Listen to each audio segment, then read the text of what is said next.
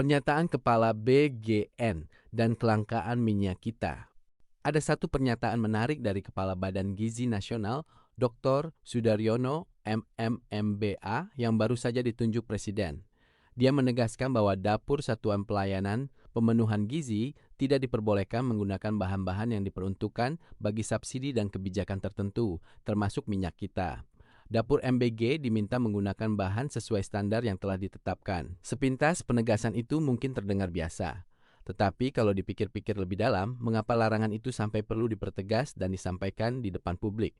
Bukankah sebuah larangan biasanya lahir karena ada sesuatu yang perlu diantisipasi? Pertanyaan itu menjadi semakin menarik ketika kita melihat kondisi di lapangan. Di banyak daerah, minyak kita masih sulit ditemukan. Kalaupun ada, harganya seringkali jauh di atas harga eceran tertinggi yang telah ditetapkan pemerintah. Di sisi lain, program makan bergizi gratis juga mulai berjalan di berbagai daerah dengan kebutuhan bahan baku yang tentu tidak sedikit. Semua dapur membutuhkan minyak goreng. Semua harus memasak setiap hari. Apakah pemerintah sudah memastikan bahwa kebutuhan besar dari program MBG tidak akan mengganggu pasokan minyak kita yang sejak awal memang diperuntukkan bagi masyarakat? Pertanyaan itu bukan muncul karena ingin menuduh siapapun.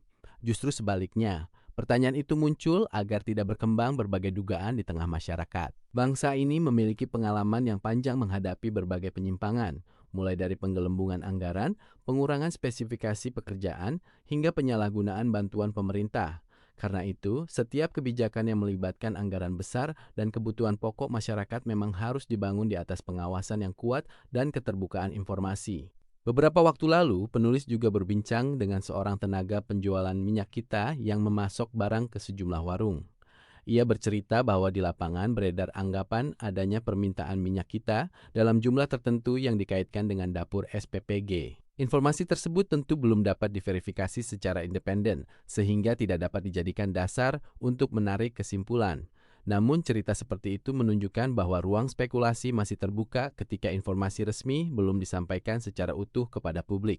Karena itu, daripada masyarakat saling menduga, akan jauh lebih baik apabila Badan Gizi Nasional maupun pengelola SPPG membuka informasi secara transparan. Minyak goreng apa yang digunakan, dibeli dari siapa, bagaimana mekanisme pengadaannya, bagaimana sistem pengawasannya. Dan yang tidak kalah penting, bagaimana pemerintah memastikan bahwa kebutuhan program MBJ tidak mengurangi hak masyarakat memperoleh minyak kita sesuai tujuan awal kebijakan DMO. Pertanyaan-pertanyaan itu tidak dimaksudkan untuk menghambat program MBG. Justru sebaliknya, agar program yang sangat baik tersebut tidak kehilangan kepercayaan publik hanya karena persoalan yang sebenarnya dapat dijelaskan sejak awal. Sebab pada akhirnya, rakyat tidak ingin melihat dua kebijakan negara saling berebut komoditas yang sama. Rakyat ingin keduanya berjalan berdampingan. Anak-anak tetap memperoleh makanan bergizi, sementara ibu-ibu di pasar tetap bisa membeli minyak kita dengan harga yang terjangkau. Kalau kedua tujuan itu dapat diwujudkan secara bersamaan, itulah sesungguhnya keberhasilan sebuah kebijakan publik. Tetapi jika yang satu berjalan dengan mengorbankan yang lain, maka yang perlu dievaluasi bukan hanya pelaksanaannya, melainkan juga cara negara menyelaraskan setiap kebijakannya.